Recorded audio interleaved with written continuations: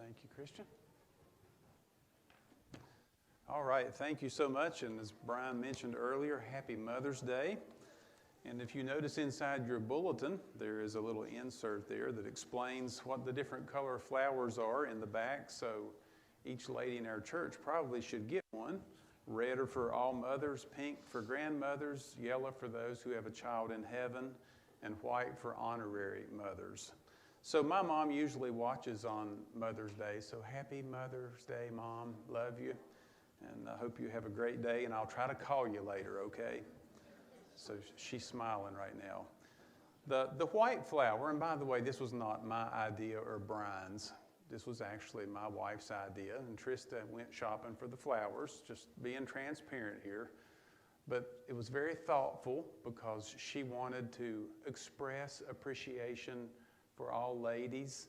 And the white flower is especially powerful to me because this flower represents some people who cannot be a mother, but yet they treat people like a mother. And this actually happened in my own life.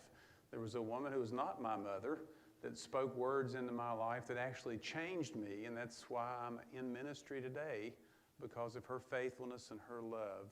So I just thank God for the ladies that God puts in our life to express and to explain wisdom to us. So grateful and so thankful. And this morning we're going to look at a woman who is exactly like that. And if you've ever seen a lady like Abigail, then you should stop and give thanks to God. 1 Samuel chapter 25 is where we are this morning, and it's a story that sometimes we pass over and think that this is just some circumstance story. It's actually a literary masterpiece. I was looking back in my files. I don't think I've ever preached on Abigail, but I did have to write a Hebrew exegetical 30-page paper on chapter 25 and come to realize that I didn't even skim the surface. Because here's what's going on inside this piece. You know, David at this time has been anointed by God to be the king. Saul was rejected because he didn't listen to the voice of God. And now David is being hunted by Saul, and he's running for his life. In chapter 24, as you can see on the screen, this is the plot where Saul, who's chasing David, goes into a cave, and David has an opportunity to kill him. As a matter of fact, his men said, "This is obviously the will of God.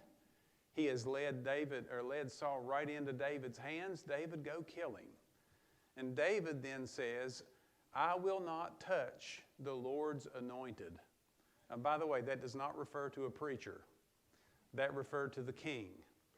So in the very next chapter, David is out on the hills, and he's got 600 men with him, and he's hungry, and his men are hungry, and he wants something to eat. They've been taking care of a man's sheep. He sends servants to go tell this man, and the man doesn't offer him help. And David is furious. And he's ready to kill him. And straps on his sword and loads up his men, and he goes to kill him. And this wise woman comes into his life. But notice the very next panel.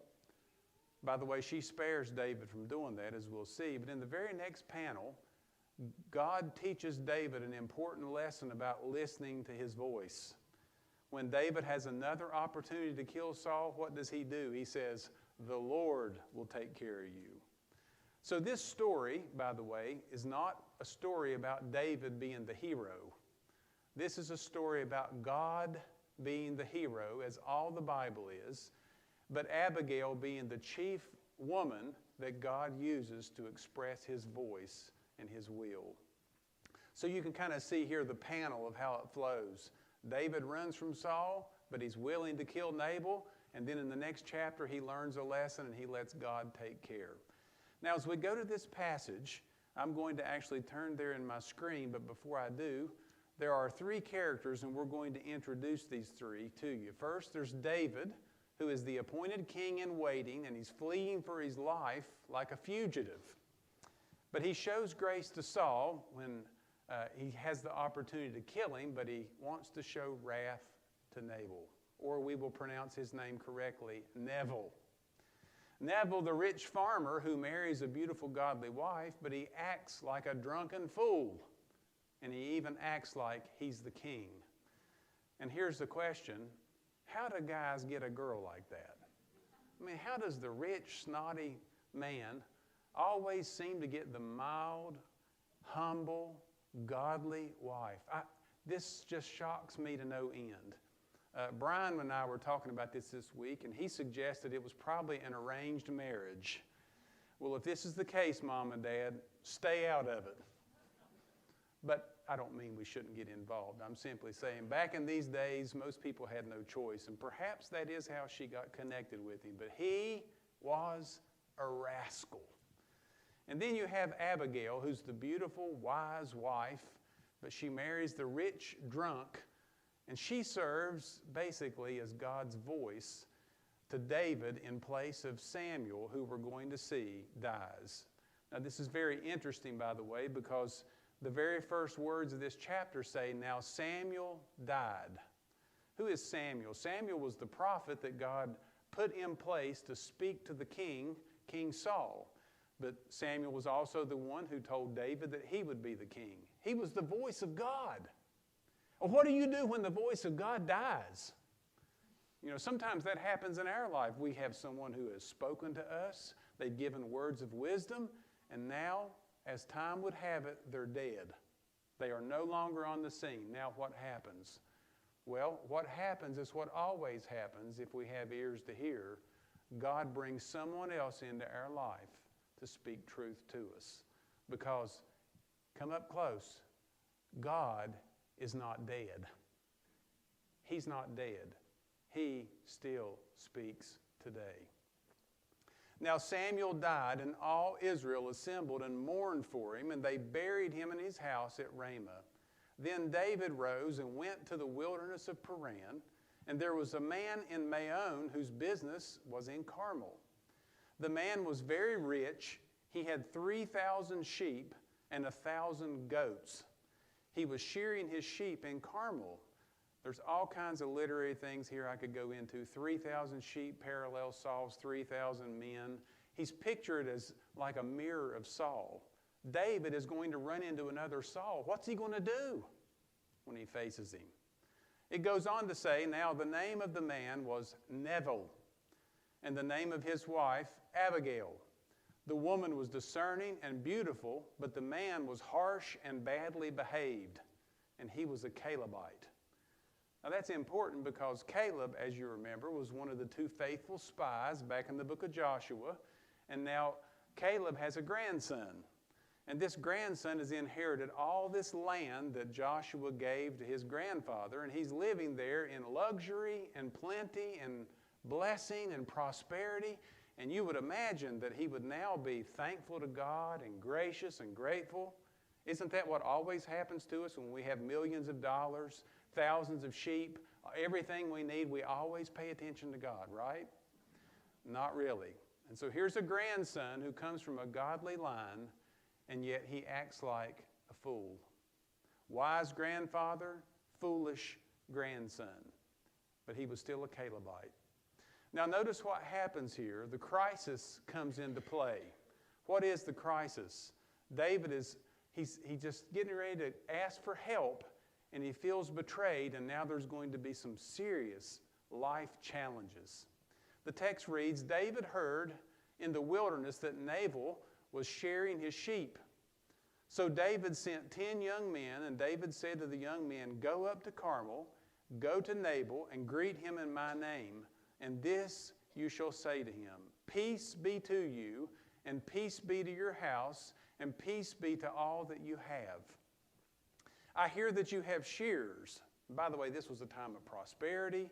There would be excess, table scraps all over the place.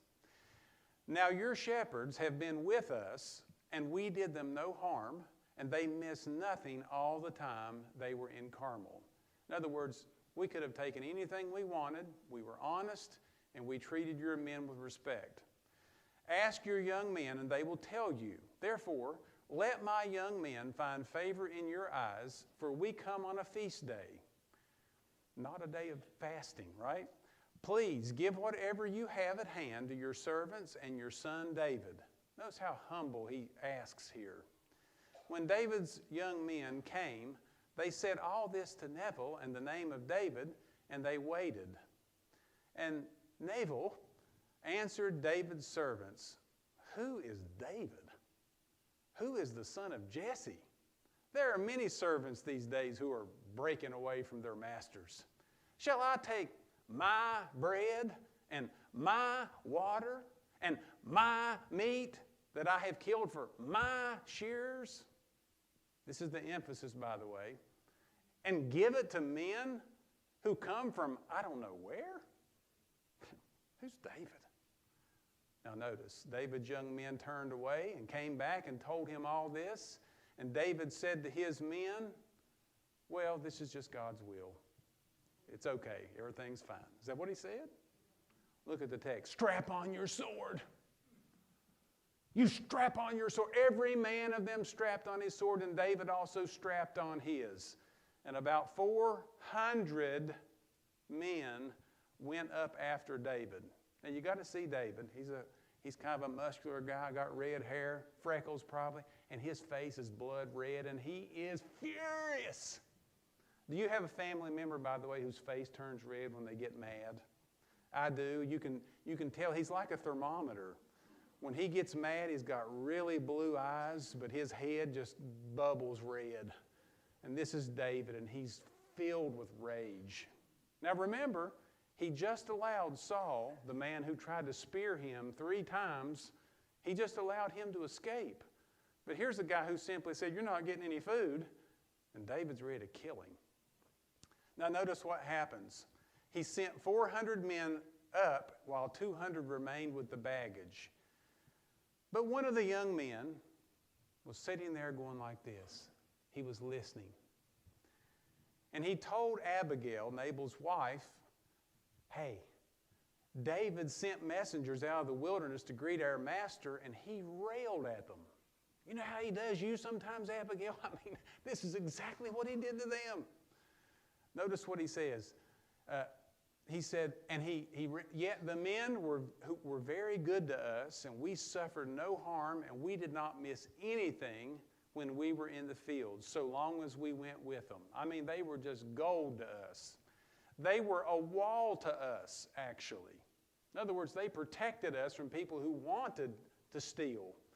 And they were there both night and day, all the while we were with them keeping the sheep. "Now, therefore, know this and consider what you should do." Now, he puts the ball in Abigail's court.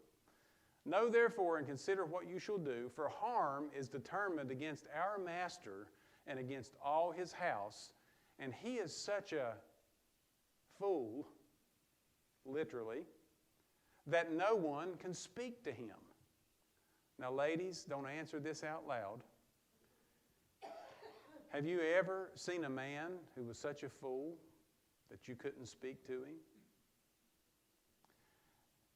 I know plenty of people, men especially, let me get close here, when we get full of pride, when we have to be right, when we don't want anybody threatening who we are as a man, don't speak to me, because I know. Now, there's a lesson to be learned here. When you get like that as a man, and when you sense that in your life, get ready for this. Humble yourself. Very humble. Nabal would not listen. Now notice what happens. Abigail made haste, took 200 loaves, 2 skins of wine, and 5 sheep already prepared, and 5 seahs of parched grain, and 100 clusters of raisins, 200 cakes of figs, and laid them on a donkey. And she said to her young men, "Go on before me. Behold, I come after you." But she did not tell her husband Nabal. She didn't say a word to him. Notice the wisdom of this woman. She hears. She has the opportunity to tell him somebody's getting ready to kill you, but she doesn't know what he's going to do. So what does she do? She uses great wisdom. She restrains from saying anything to him, and she now intervenes. Now notice, as she rode on the donkey and came down under cover of the mountain, behold, David and his men came down toward her, and she met them. Now David had said, we're getting some previous words from David, "Surely in vain I have guarded all that this fellow has in the wilderness. so that nothing was missed of all that belonged to him, and he has returned me evil for good.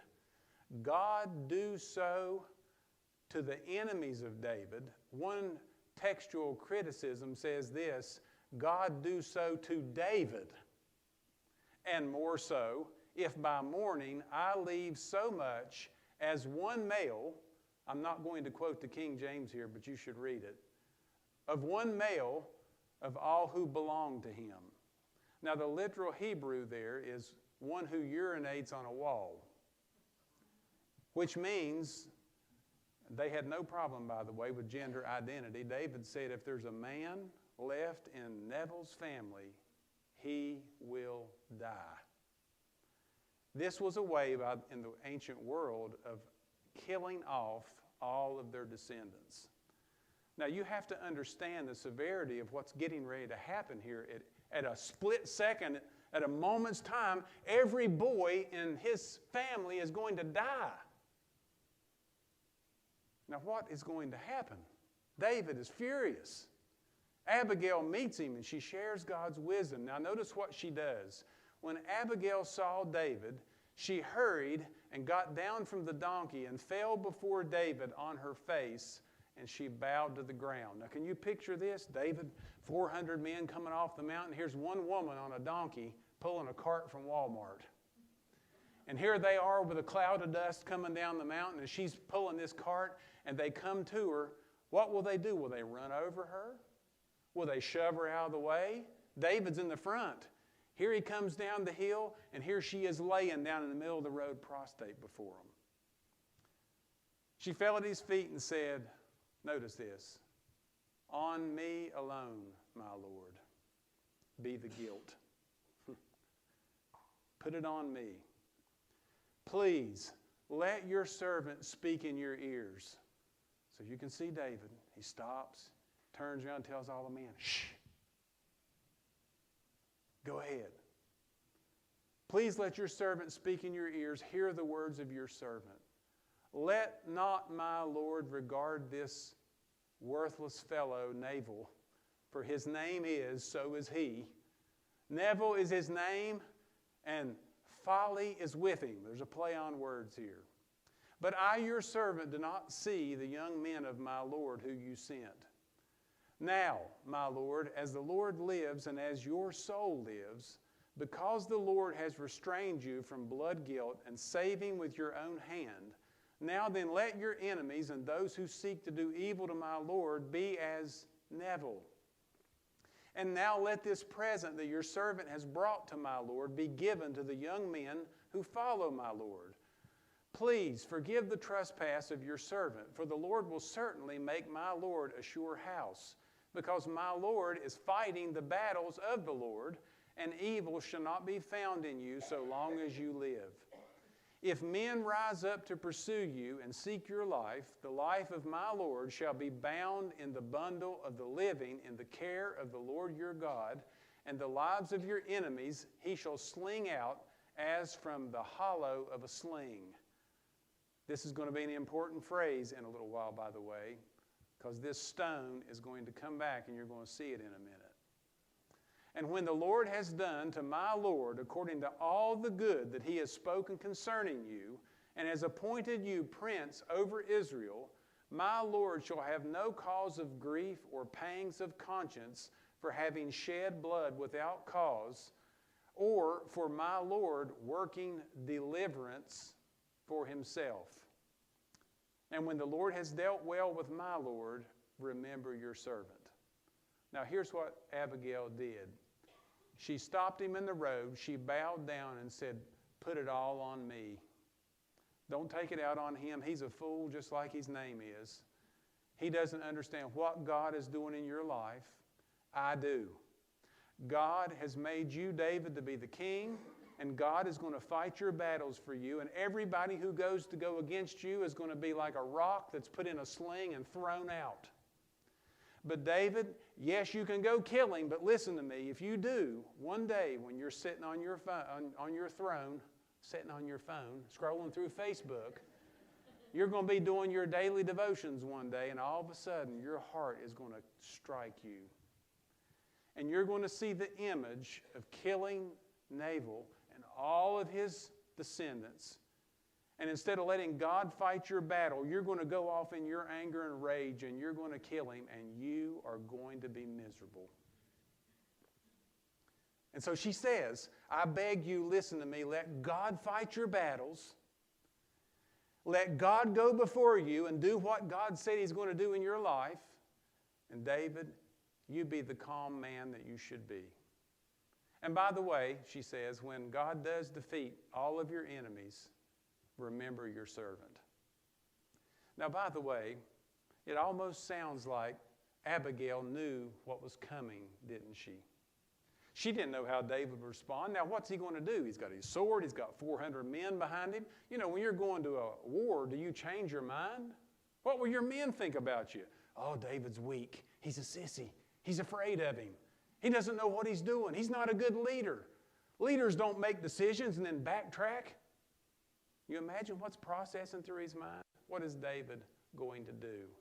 Well, thank God, on this one wonderful occasion, he listened. Notice what the text says. By the way, tears come to my eyes every time I read this afresh. David said to Abigail, "Blessed be the Lord, the God of Israel, who sent you this day to meet me. Blessed be your discretion, and blessed be you who have kept me this day from blood guilt and from working salvation with my own hand. For as surely as the Lord, the God of Israel, lives, who has restrained me from hurting you, unless you had hurried to come and meet me, truly by morning there had not been left to Nabal so much as one male." I mean, the gravity of what David was getting ready to do. Then David received from her hand what she had brought him, and he said to her, "Go up in peace to your house. See, I have obeyed your voice, and I have granted your petition." I have obeyed your voice. Actually, David was obeying God's voice, but the words came through Abigail. And Abigail came to Nabal. This was her husband. And behold, he was holding a feast in his house like the feast of a king. See how he mirrors Saul? Saul the king, Nabal the king. Notice what happens. And his heart was merry within him, for he was very drunk. And she told him nothing at all until the morning light. I can't help but comment on the wisdom of this woman. She knew not to tell him when David was getting ready to attack him. She knew not to talk to him when he was drunk. She just learns to restrain her words. By the way, the blessedness of effective timing cannot be overstated. You know, when I do marriage counseling or pre-marriage counseling, one of the things that we share with wives, and we've learned this through personal experience, is that when men are in certain stages, when they're starving to death, never talk to them about anything serious. Always feed them first. Then you can have a good conversation. When they're intoxicated or something's going on that makes them very outrageous or angry, do not talk to them, because there is no such thing as reasoning with them at all. You just will talk to a rock. So learn to be very wise in timing. And so she doesn't say a word to him until the morning light. In the morning, when the wine had gone out of him. Now, by the way, there's a play on words here that doesn't interest you, but I'm going to tell it to you anyway. This is a word to refer to a wineskin or a bladder. And the word here, when the wine had gone out of Neville, Neville, he's a bladder. Okay, he's a bladder. This is what the text is saying about him. When his bladder, when the wine was gone, when he was sober, his wife told him these things. "You were about to die, and every one of our men." Notice what happened. His heart died within him, and he became as a stone. Remember when Abigail said what God would do with David's enemies. He would sling them out as a stone. Look what happens here. God struck his heart, and he became as a stone. And about 10 days later, the Lord struck Nabal, and he died. Now, this is pretty harsh, isn't it? But it's just the fact of life and how things work.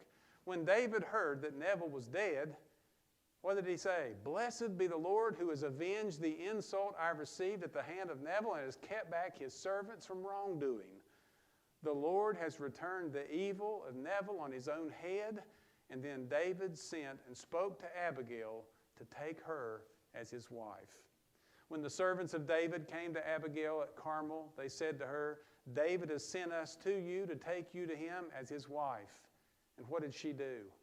Did she say, oh no, I need 6 months to grieve this old hateful, mean drunk that I've been married to forever? What did she do? Look at this. She rose and she bowed with her face to the ground and said, behold, your handmaid is a servant to wash the feet of the servants of my Lord. What a woman.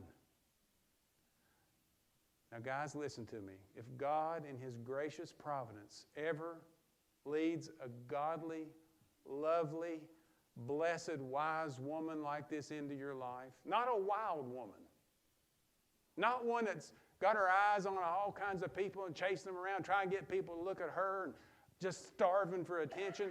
I'm talking about a truly wise woman. If God ever leads that into your life, you better get on your hands and knees and treat her with the greatest respect ever and hold on to her, because they are rare and they are priceless. Abigail was that kind of a woman. So Abigail hurried and rose, mounted a donkey. Her 5 young women attended her, and she followed the messenger of David, and she became his wife. What a beautiful, beautiful story. Tragedy, and yet blessing.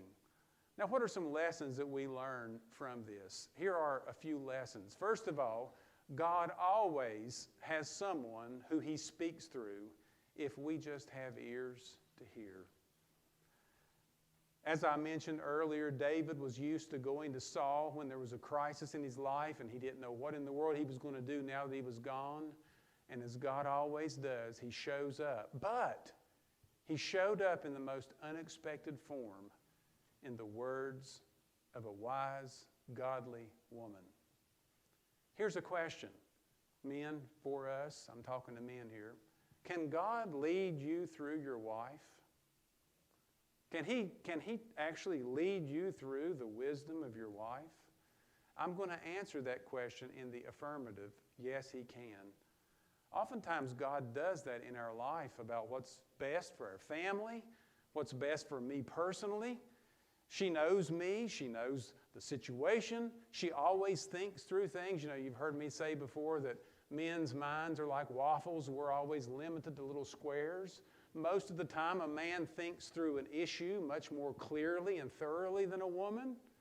But where the weakness comes is that men are not able to connect this issue with everything else.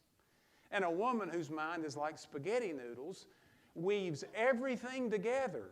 And she's able to connect this dot with all of this. She sees the picture, not always omnisciently, but she sometimes sees the picture much better than we do, and she's at least able to add more to our waffle square on what we should do. So can she lead? The answer is absolutely yes, if we're willing to listen. A second lesson is this, and I say this to both men and women: during times of anger, use great caution before you make a rash decision. I mean, sometimes somebody can do something to us, upset us, set us off, and we are so tempted to say the harshest, meanest things. We're so tempted to do something to get even immediately and instantly. And this is like a warning for us. When you have this time in your life when you are ready to take vengeance, always remember, calm down. You know, somebody once wisely said, if you're about to say something negative, stop and count to 10. If when you get to 10 you still want to say something hateful and negative, count to 100. If by the time you get to 100 you still want to say something, count to 10,000. That's another way of saying, be quiet. Hold your tongue in wrath. Ooh, that is so hard to do. But Abigail spared David from a fit of rage, and she did what only a wise, godly woman could do. I didn't have this in there, but I can't help but read it. Abigail here acts like Jesus when she confronted David. Listen to this. These are the words of someone else, but they were so good. In her words to David, Abigail took all the blame for her husband's foolish actions. In this, she reminds us of Jesus Christ, who also rode into the presence of his enemies on a donkey and took on himself the sins of generations of fools. And Jesus was willing to suffer the consequences unselfishly. Here is Abigail laying herself out in absolute and total surrender, willing to take the responsibility of her foolish husband. A third lesson we learn is sometimes people who do not respond to God's will and wisdom die prematurely. This man, Neville, is like the fool in Luke chapter 7 whose barns were filled, and he was saying, I'm going to tear them down and build bigger. And what did Jesus say? You fool, tonight your soul is required of you. When we don't listen to God's will, I don't care what our age is, what our social status is in life, it can cost us dearly, dearly. I know students in our school who would drink and they would go out and drive, and I remember one particular occasion, this led to tragedy. Another time there was a young man in our school who got a hot, piped-up race car. He was 18 years old. Parents and grandparents, listen to me. It is not good to buy your grandchild a diesel pickup or a Mustang with a big V8 in it at 17 or 18. Sure enough, this young man stopped by school one morning, revved up his motor. 4 boys got in the car. I remember this day like it was yesterday. They went a few miles past the school, and he was going over 120 miles an hour and hit the ledge of a concrete bridge head on. I don't have to tell you the rest of the story. Tragedy. And sometimes when people don't respond wisely to counsel or wisdom, their life ends prematurely. A fourth lesson is that a wicked man should fear the prayer of his godly wife more than anything. Whenever people come to me and tell me about something and ask me to go speak to their husband, sometimes I'll go share with them. And this is what I tell them. You know, the greatest thing that you should fear, honestly, is God first, and second, the prayers of a godly wife. I mean, what else do you say to a guy like that? And they'll look at you and go, oh. Here is this wise woman. By the way, I could preach a whole sermon on, did she disrespect her husband? Did Abigail, the godly wise woman, disrespect Nabal by not telling him what was going on? Did she disrespect him by saying that his name is fool and he acts like a fool? Was she disrespectful to him? No. She was actually a very wise and truthful woman who learned when she should say what she should say, and God used her greatly. But men should fear that. Another lesson, and this is very important, some battles require a sword. Okay, somebody breaks in your house, somebody's trying to steal your kids or hurt your wife or hurt you. What do? Do you sit there and go, oh Lord, intervene, may the ceiling fall? I mean, there are some times when you do have to pick up a sword, okay? But there are other times when we have to depend on the sword of the Lord. In other words, we have to let God fight our battle. And it's only divine wisdom that can help us understand which one we should use, our own sword or God's sword. In this particular instance, David listened to wisdom. Another lesson, we have to trust God to fight our battles. Abigail told David, if you will stop, this is not something that's pressing on you right now. This is a man's words that offended you, and now you're ready to take his life and all of his male descendants. If you will stop and let God fight your battle, He will do it. Are you in a battle today, by the way? Something that's not like somebody breaking in your home, but maybe someone has said something against you, or you've got evil plotted and strategized against you, and you have a chance to get the upper hand on them or get even or make their life absolutely miserable. Here's what I would suggest to you. I would say start praying, asking God to intervene for you, help you not to have a guilty conscience one day, so that after this is all over and one day you're standing before Jesus, you won't live with a guilty conscience or have anything that you live with in regret. By the way, isn't that what we all want to strive for? Last Sunday when I left here, I'll let you into a little ministry moment. Someone had called me on the way over, messaged me, told me that their husband was dying. Not a member of our church, member of another community. Wanted to know if Karen and I would come by and see them. After service on Sunday, I went to see this man. Hadn't seen him in a long time. And he had been stricken with cancer. And he was shriveled up, and he had withered away to nothing. He tried his best to talk to me, but he was so weak. When he leaned up in the bed, he couldn't even get breath, and he tried to get his words out, but he couldn't. As we left the glorious celebration of graduation, we went to the bedside of a man facing death. His wife's birthday was the next day, and he had promised her he was going to live until her birthday. He fought, he struggled, he gasped. He made it to his wife's birthday and waited until after her birthday, when she fell asleep, he went home and went to heaven. I preached his funeral yesterday, by the way, to a packed house. Had a chance to share the gospel with many people, but here's what I want to tell you. Someone stood up in a eulogy and they said this. When this man, he was the sheriff in Giles County, by the way, when he went to run for sheriff the next year, someone did something very dirty to him. He was not a politician. He was a man of integrity. He was not a man who attacked. And by the way, that dirty trick that they did in the political fight cost him the sheriff's office. And when he was confronted after he lost that election due to that dirty trick, this is what the man who was given the eulogy said. He said, "Well, I guess God didn't want me to have it." And he said, this is what I learned from that man. He said he never said one negative thing about the other person. He said this man never blamed God for circumstances in his life, and he never blamed God for his sickness. Now, by the way, I was up on the stage. I had no idea what this man was going to share. And you ever just feel the emotions come over you and you just start to break? And I was listening to this man give testimony of this man's character, and I said to myself, wow, this is the man I want to be. I want to be that. We have to let God fight our battles.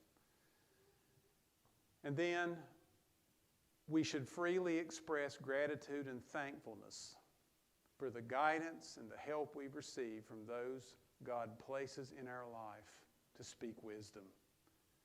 When is the last time you looked at someone, perhaps it's your mother, your wife, another lady in your life, or someone else who has spoken words that have changed your life or saved you from something very bad, and looked at them and said, I thank God for you, and I am so grateful that He sent you in my life. Your words changed me. And if we don't find ourselves doing that very often, I want to encourage you to make this such a practice in your life, because it is such a blessing. Listen to what Proverbs 18:22 says. He who finds a wife finds what is good and receives favor from the Lord. Proverbs 19:14, house and wealth are inherited from grandparents, but a prudent wife is a gift from the Lord. Proverbs 31, which some of the women were scared to death I was going to preach from today. By the way, let me tell you about Proverbs 31. That is a Hebrew acrostic. It starts with let me use in our terminology, A and goes to Z. It's not a real woman. She is the idea picturesque woman who completes the Hebrew alphabet from Aleph all the way to the end. He finds something to praise this woman about. And she is what you strive to become. But listen to what the writer says as he opens that. An excellent wife who can find. She is far more precious than jewels. The way I understand this is not just to realize she is a treasure, but that in our life as men, we're tempted to find our fulfillment in treasure, and the real jewel and treasure is right in our midst. Invest in our wife. Instead of spending all of our effort to gain money so that we can give it to our kids and they fight over it all, enjoy the wife of your youth. Invest in her. Date her. After you're married to her for years, renew your love for her. Go out with her often. Speak gracious, kind words to her. Be the courting husband that you should be and treasure your godly wife. She is a gift to you. And listen, once she's gone, you'll never get her back. Love her. Cherish and honor her and give thanks. The writer goes on to say, listen up, there's some wisdom here, all you who are getting ready to get married. Charm is deceitful. Let me stop. You know, marrying somebody because they're funny or they're charmful, that can be deceitful. You marry Mr. Practical Joker Box, he's eventually going to Joker Box on you. Charm is deceitful. And listen, beauty is really vain. You go read back through the Proverbs, you know, a beautiful woman who has no discretion is like a diamond engagement ring in a hog's nose. I'm just telling you what the proverb says. Something beautiful, and it gets wallowed down in mud. I mean, how many beautiful women and beautiful men do you see? God has gifted them with a body that everybody's envious over, but they have no discretion, no wisdom. They go and live their life in a foolish way. Listen to what this man warns. Charm is deceitful, and beauty will eventually come to nothing. Because, listen, give it a few years, bags and sags, and I'll stop there, okay? This happens. It happens. Now notice what he says. The real beauty in the woman is not always, it's not on the exterior. It's right there on the heart. But a woman who fears the Lord, that woman is to be praised. She is to be praised. Thus, my last lesson, we should be thankful and give thanks to godly women that he puts in our life to lead us, to guide us, to inform us, and to help us as we navigate this crazy thing called life. Give her the fruit of her hands, empower her, and let her works praise her in the gates. Thank you, moms. Thank you, wise, godly women. We are so thankful for you, and may God bless you. Thank you so much. Father, I want to thank you this morning for all of the wonderful, wise women that you have placed in the lives of each person here and many people throughout the earth. Help us understand your ways and how you work. Help us understand how you offer wisdom. May we not be like this man Neville and not listen, but may we be open ears, open hearts, and open minds. Thank you for all of our mothers who sacrifice their life to raise up the next generation, who pour themselves into these children that you have given us as arrows in the quiver of a bow for just a short time to launch out into this world. Bless each mother, each honorary mother, each grandmother, and today for those who have mothers in heaven or children who are in heaven and the mother is still here, fill her heart, I pray, with your love and your grace as only you can. And we ask this in Jesus' name. Amen. Amen. Would you stand with us as we sing one last time? And if this is true for you, I pray you'd sing it with all you have. Amen.